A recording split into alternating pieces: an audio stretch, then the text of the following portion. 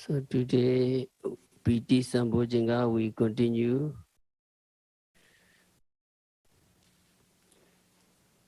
the supportive condition for the PT Bojjhangha, as the Buddha said, is Yoniso Manasikara. That is thinking in such a rational way that PT Bojjhangha would arise. Contemplating the admirable qualities of the Buddha, yogi may develop piti. Such contemplation is also a kind of yoniso manasikara. In order to develop piti, joy, just practice. Just apply yoniso manasikara to the development of mindfulness. There is the simple method given by the Buddha, but the commentary mentions 11 supportive conditions for piti. Buddha-nosati, recollecting the qualities of the Buddha. Dhamma-nosati, recollecting the qualities of the Dhamma. Sangha-nosati, recollecting the qualities of the Sangha. Sila-nosati, recollecting the qualities of one's morality. Jaga-nosati, recollecting the qualities of one's generosity, etc. Yesterday, Buddha-nosati, the qualities of the Buddha. Because of this, the Blessed One is called Worthy One, fully enlightened one, one fully endowed with Vajja and Charana, vision and conduct.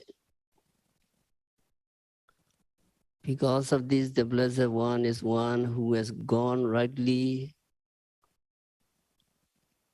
Because of this, the Blessed One is the knower of the worlds. Because of this, the Blessed One is called the incomparable leader of men to be tamed. Because of this, the Blessed One is called the teacher of gods and men. Because of this, the Blessed One is called the enlightened and the blessed. So Buddha qualities. Buddha is completely fulfilled with all of the infinite qualities. His qualities cannot be comprehended, cannot be compared. His qualities are without limit.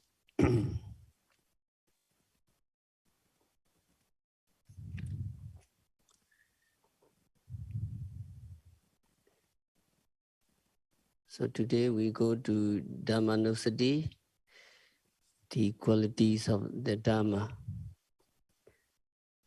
You familiar the 6 qualities of the Dhamma? Swakato, Bhagavata Dhammo, Sanditiko, Akaliko, Ehipasiko, Obaneyiko, Pachatan, Veditabo, Vinyuhi. The Dhamma of the Blessed One is well expounded. Swakato, well expounded. Every religion claims that their holy teachings have been well expounded. Also, Buddhists, they claim that Buddhism, the teaching of the Buddha have been well expounded. In this case, it is important to check whether their claim is true or false. If the teaching can help them remove loba, attachment, dosa, anger, moha, delusion, then it would mean that the teachings are well expounded.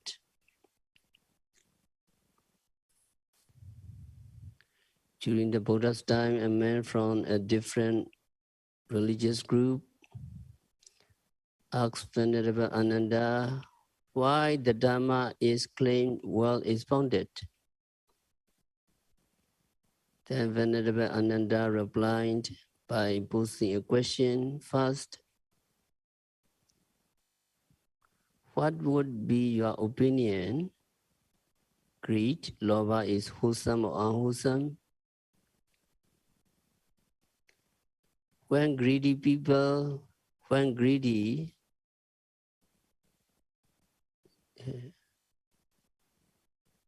would do anything to satisfy their greed or lust without caring about anybody, even about their parents. That is why there are times when even parents and children conflict. So we can blame lobha, greed, for crimes, for fraud and robberies.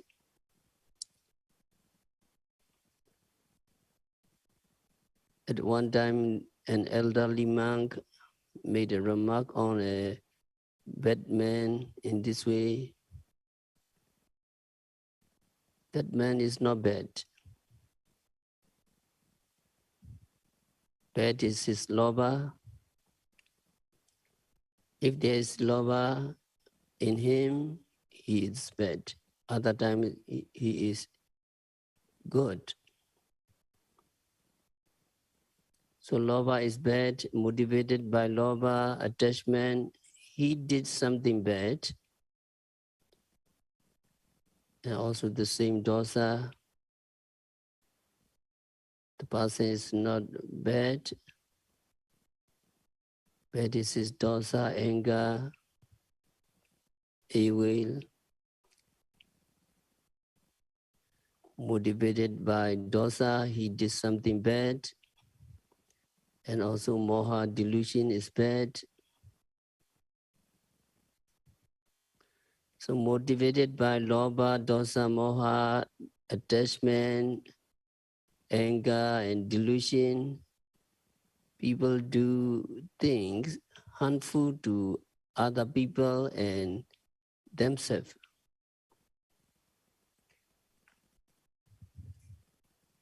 Our entire world suffers mainly due to kilesa, lobha, dosa, moha, mana, ditthi, etc. Greed, anger, delusion, pride, wrong view. So they are also responsible for severe conflict in the family, in the community, etc. If you see far and wide, you will find these lobha, dosa, moha, mental defilements are very harmful phenomena. If mental defilements, lobha, dosa, moha were removed from people or the family members or the community or the citizen in our world would become really peaceful and nice. So it is very obvious these mental defilements, lobha, dosa, moha, are very bad. So when asked whether lobha is good or bad, the man replied that lobha is bad. Apparently, lobha causes trouble to himself and other people. It is natural that if he do something harmful to other people, that deed will cause harm to him in return. Most probably he would be legally punished in this very life for such harmful deeds. Even if not, he have to pay heavy price for that in the afterlife or sometime later in the cycles of rounds or rebirths in the cycle of samsara.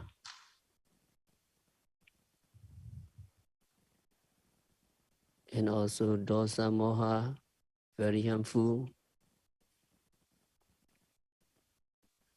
So when he was asked whether the Dhamma should be considered well expounded,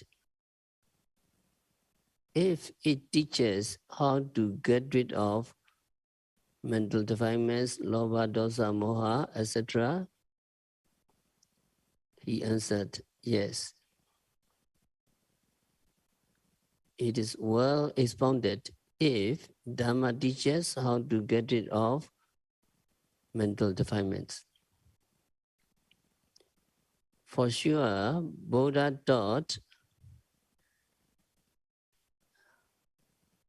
how to reduce mental defilements to absolute minimum.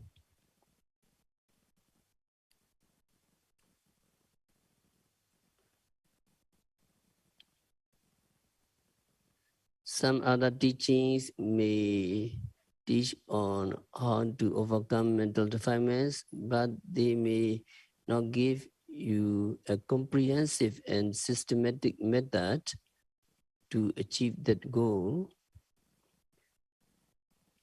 During the times of the Buddha, there lived a founder of a religious group called Niganda Nada Buddha. He taught that killing a living being is a sin, but he senselessly put inanimate things like trees, grass, even water into the list of living beings.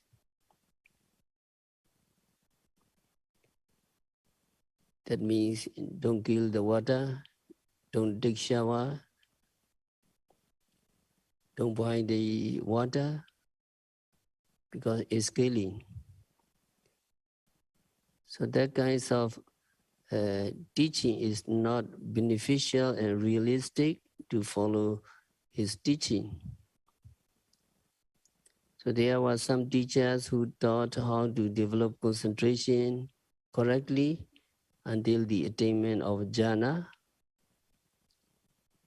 Yet they did not know how to develop pinya, knowledge, vipassana, insight knowledge.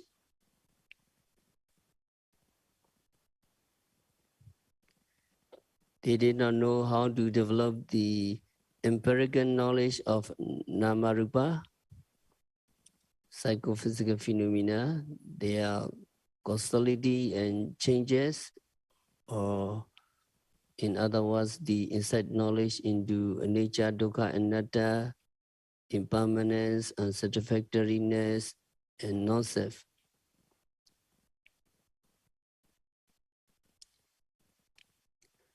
So such teaching can only be found in the Buddha's teaching. Outside the holy order, there are some good teaching, but not any doctrine can teach you how to uproot such harmful mental states, harmful kilesa, lobha, dosa, moha, and so on. And the Buddha taught how to undertake sila, moral conduct, that helps prevent the mental defilements from transgressing physically and verbally. That is, we take a kilesa.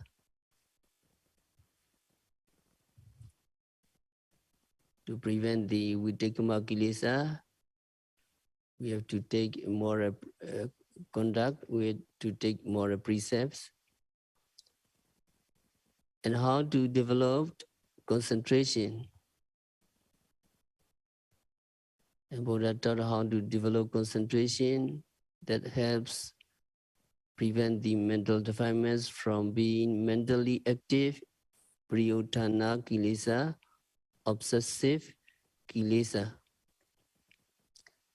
And Buddha taught how to develop vipassana insight knowledge and enlightenments that uproot the corresponding mental defilements once and for all, that is anusya kilesa, latent defilements.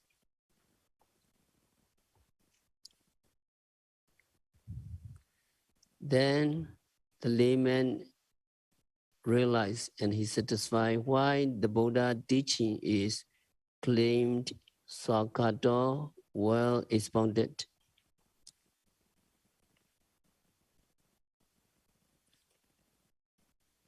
And another qualities of the Dhamma is Sandetiko.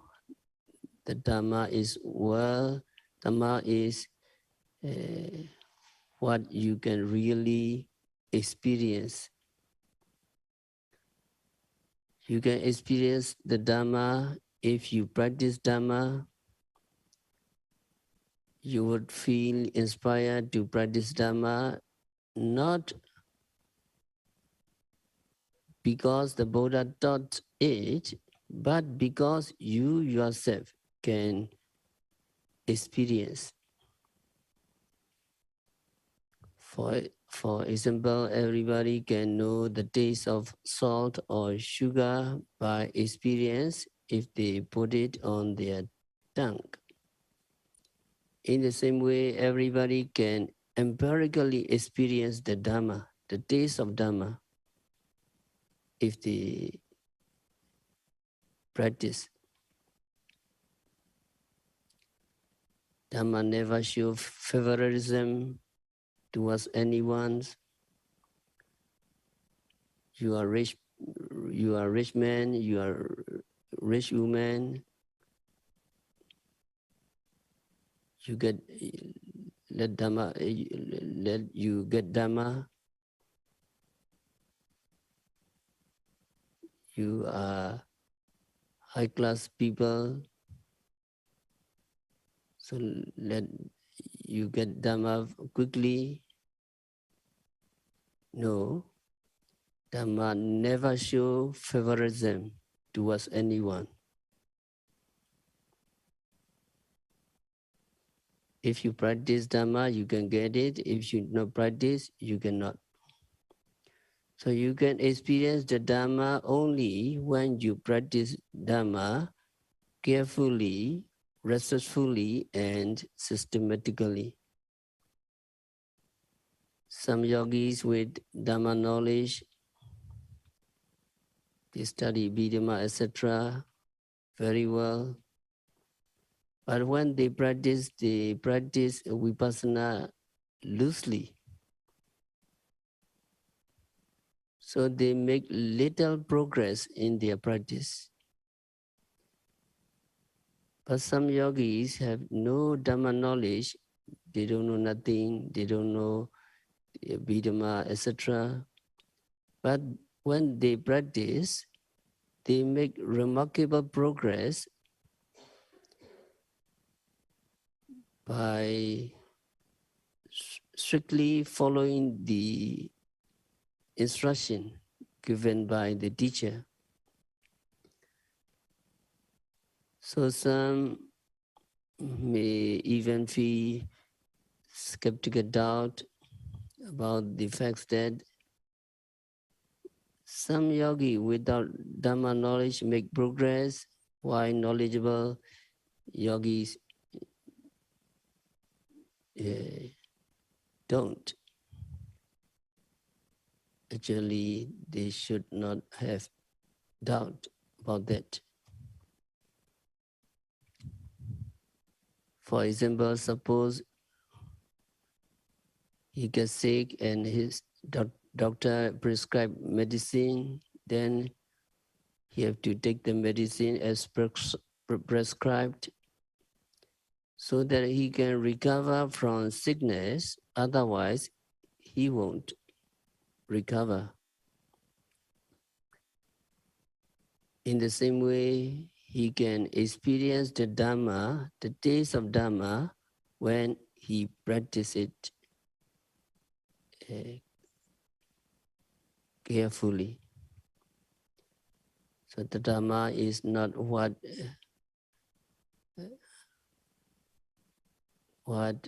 you have to accept by hearsay, but what you have to attain by practice. So if you practice Dhamma, you can experience the taste of Dhamma. The mindfulness practice obviously proves these facts to be true. When you develop mindfulness continuously, meticulously, you will discern Namarupa, you can discover Namarupa very clearly that you were never aware of previously. A yogi will find from your own experience that there are only two things. Previous time they see only one, now they discover two. Two kinds of phenomena, Nama and Rupa, mental and physical phenomena.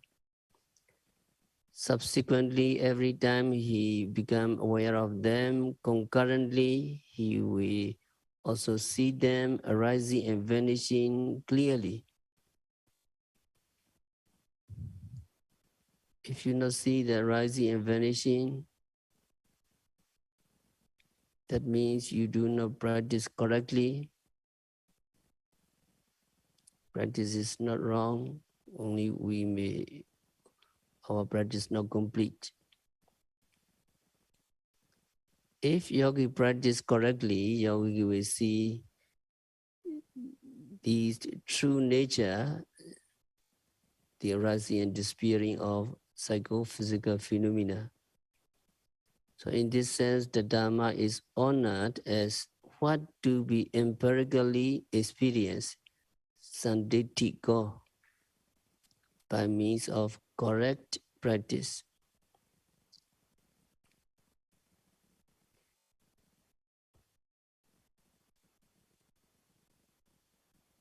Does Buddhism require you to believe in Buddha without condition? No. Buddha teaching is not like that.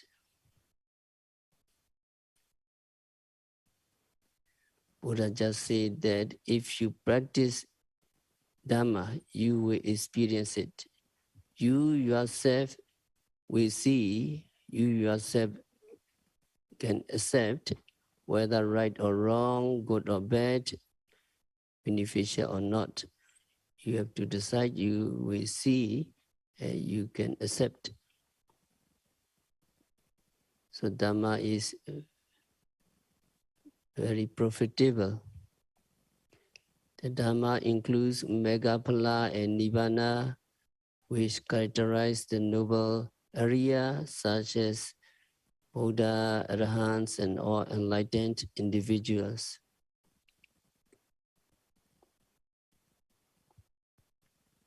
Today we have to explain some outstanding characteristics of the Dhamma.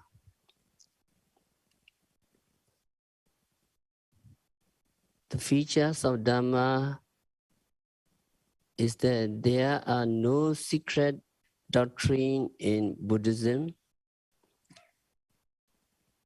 Everything Buddha taught is open to the public for investigation or for understanding.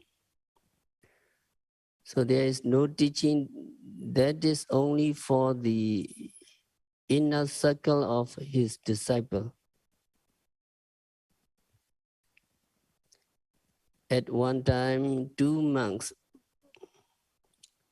who came from a high Brahmin caste asked the Buddha to record the teachings in Vedic Sanskrit language. Vedic Sanskrit language is an older form of the Sanskrit language, and it is very difficult. So they requested this because they thought that the Buddha's teaching were being contaminated by common people, and Buddha teaching were destroyed by common people.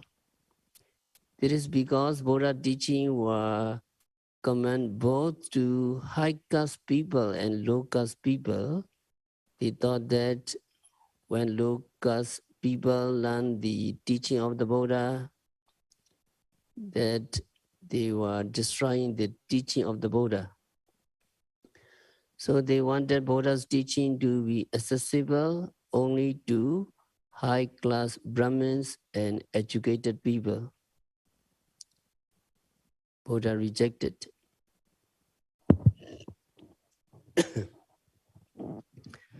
Buddha rejected their request and said that the words of the Buddha should not be recorded or rendered in Vedic Sanskrit language. Whoever should do so, if you do this, there is an offense of wrongdoings. So there is some kinds of offense if you try to record the Buddha teaching in Vedic Sanskrit, which is not easily understood by all people. Then Buddha said, I allowed you to learn the words of the Buddha, each in his own dialect. That means you can study the teaching of the Buddha in your own language. So that is what we are doing now.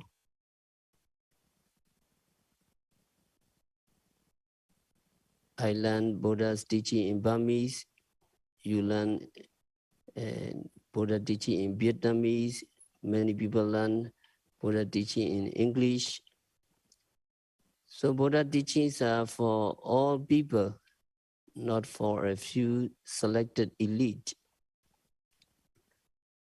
So in his last year, one day Buddha said to Venerable Ananda, Ananda, the teaching has been proclaimed by me without making any distinction between ecstatic and ecstatics. That means making any distinction between inside teaching and outside teaching. Teaching for an inner circle of disciples and teaching for outside people. Buddha did not make any such distinction. So Buddha teachings are for both those who are close to him and for those who are outside.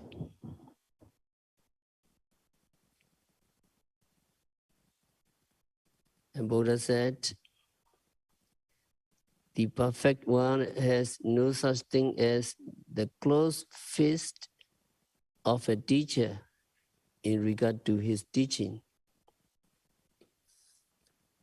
What is called a closed fist? That means some teachers have some secret teachings and they will not give this teaching to just anybody. They would give them to their pupils who are close to them, who are very intimate with them, who are beneficial to them. That is called closed fist. And Buddha said there is no such things as closed fist regarding his teaching. One time Buddha said, the teachings are good when they are open. There is no secrecy in the teaching of the Buddha.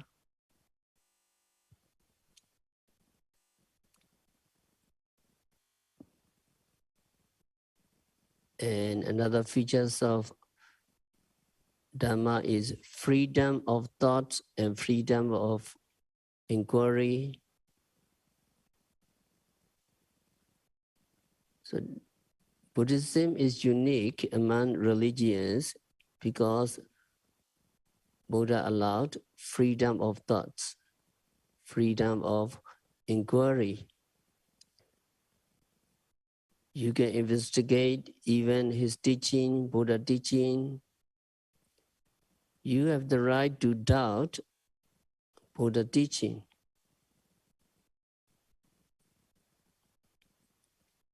And then you must get rid of this doubt by study and discussion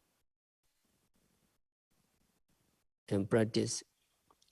So Buddha allows freedom of thoughts. It is unheard of in the history of religions. Once Buddha visited a place of people called Kalama. When he was there, those people came to him and said to Buddha, Bande, many religious teachers came to our place. First, one teacher would come. And then he said that only his teaching were true and others were false. Then other teachers would come. And they also said that their teachings alone were correct and the teachings of others were wrong. So we are confused as to which is correct and which is wrong. Pandit, what must we do? So they said to Buddha, and Buddha said, Kalamas, it is proper that you have doubt about the teachings because many teachers have come and then told you that their teachings alone is correct and others are wrong. This statement, this discourse is very important because it shows how open to freedom of thoughts the Buddha's teaching are. And Buddha said, do not accept anything or mere hearsay. Do not accept it as correct just because you hear it from somebody.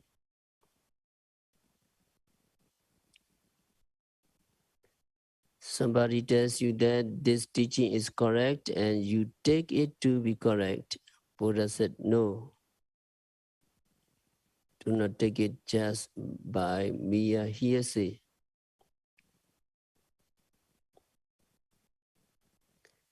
And Buddha said, do not accept anything by mere tradition. Do not accept something to be true simply because it has been carried down through tradition or it has been with us through tradition for a long time. Do not accept anything by mere tradition. And Buddha said, do not accept anything on account of rumors. Sometimes people say something is like this or it is like that. Rumors are mostly not correct. So do not accept something to be true simply because it is rumored by people. Then Buddha said, do not accept anything to be true just because it occurs in your religious books.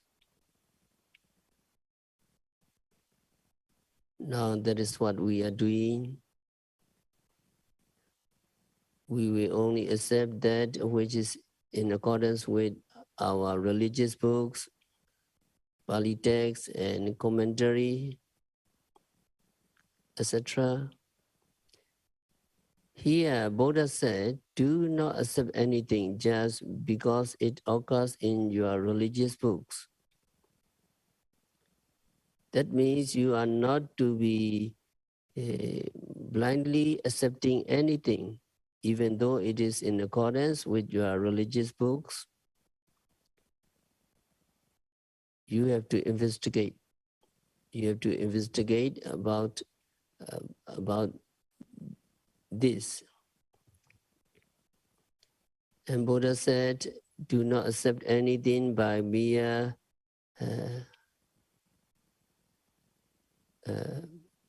supposition, presumption. You think that it is this way or it is that way. You think about it and you think it must be true. So just by mere thinking about something, you are not to accept it to be true.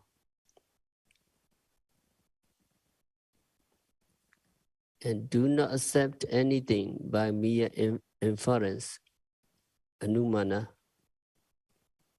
Sometimes you use inference, you infer something from some other things, then you arrive at the conclusion that it is true.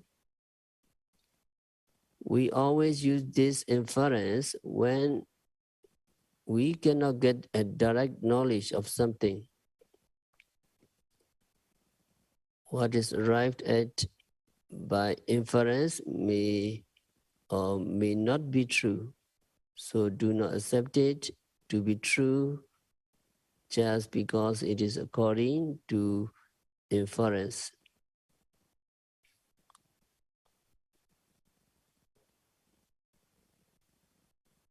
And do not accept anything by merely considering the appearances. You look at something and it appears this way, and so it must be true. It is something like that. So you do not take it to be true just by seeing the good appearance.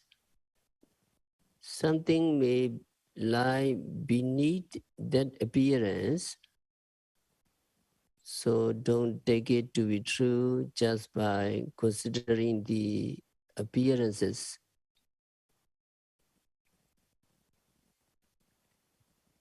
And do not accept anything to be true merely because it accords with your preconceived notion. You may have some notion about something. When something is said in accordance with your preconceived notion, you jump to the conclusion that it must be true. But Buddha said that you are not to take it to be true merely because it accords with your preconceived notions.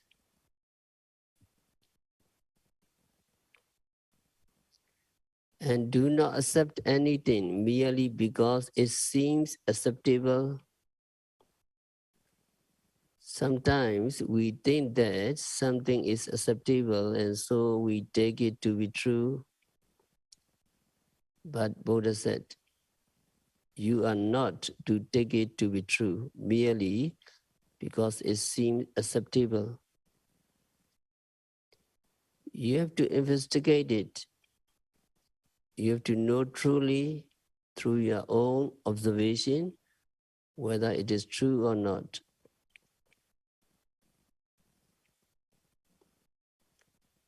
Now Vipassana always encourage you trying to see the arising and disappearing on Nama and Rupa. It is true or not, you are observing. I do not accept anything by thinking that the ascetic is respected by us. That means I respect my teacher, and so what teacher say must be true. Do not take it to be true simply because you think that your teacher is a respected teacher, and so what he said must be true. So you have to check with other teaching. You have to check with books. Only when you find it to be conducive to well-being and happiness, you are to accept it. So Buddha is saying, do not accept anything mere hearsay and so on. So what are we to accept then? Buddha said, when you know for yourself these things are immoral, akusala, these things are blameworthy,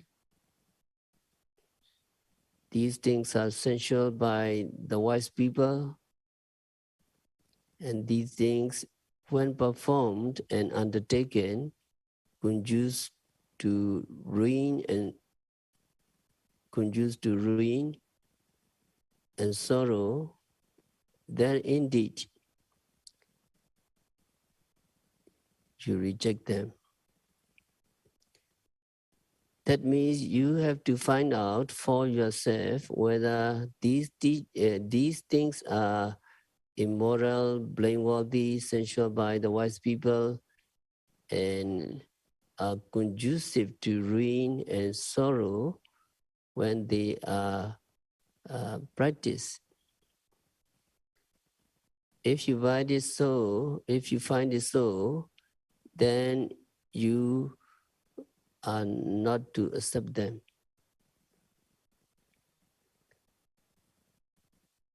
So when you know for yourself that these things are moral, these things are blameless, these things are praised by the wise people,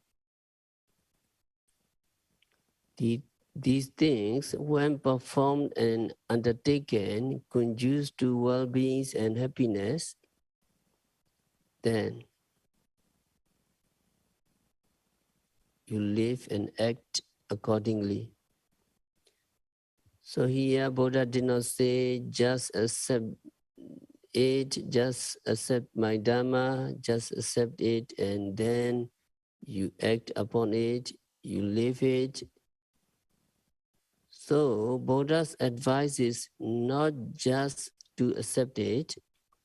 When you know this to be moral, when you know this to be blameless, when you know this to be praised by the wise people, when you know this to be conducive to well-being and happiness, when practice, you don't just accept Dhamma, but you practice Dhamma. So Buddha's emphasis is on acting and on practice once you know something to be conducive to well-being and happiness.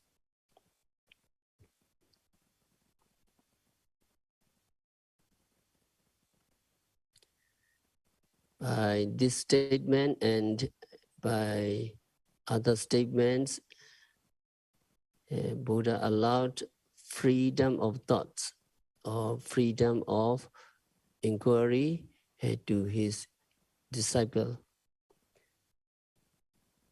So these are the outstanding characteristics of the Dhamma, outstanding characteristics of Buddhism.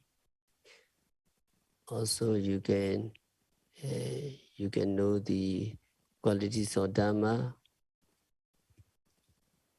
We have to recite the qualities of Dhamma. Can you open the retreat manual? Retreat manual, page 11.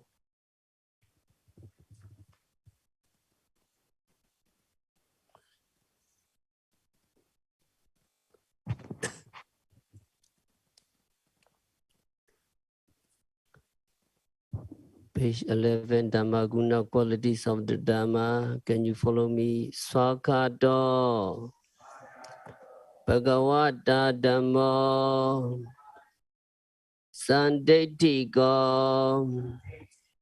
Akaliko, Ehipasiko, Opaneyiko, Pachatam, Vedidabo, when you hear again. Swakato, Bhagavata Dhammo, Sandetiko, Akaliko, Ehipasiko, Opaneyiko, Pachatam, Vedidabo, when you hear. Can you follow me? Translation. Well expounded is the teaching of the Buddha. Self-evidence can be experienced by oneself. Immediately beneficial here and now without delay. Worthy to invite one to come and see through empirical knowledge. Worthy to keep and carry with oneself. Worthy for wise people to experience individually. So these are the Dhamma qualities. You practice the Dhamma, and if you practice Dhamma, you see the Buddha because you empirically understand, realize the Dhamma, and you see the Buddha. When you recollect the virtues of the Buddha and Dhamma, piti can develop. So we will continue tomorrow. We have to stop our discourse today by practicing vipassana meditation, by developing 7 factors of enlightenment, viriya, sati, sambojjhanga, dhamma vijaya, viriya, piti, pasati, samadhi, and upekka sambojjhanga. By practicing satipatthana vipassana meditation continuously and meticulously, may all yogis be liberated from all suffering. May all yogis realize the real peace in the very near future.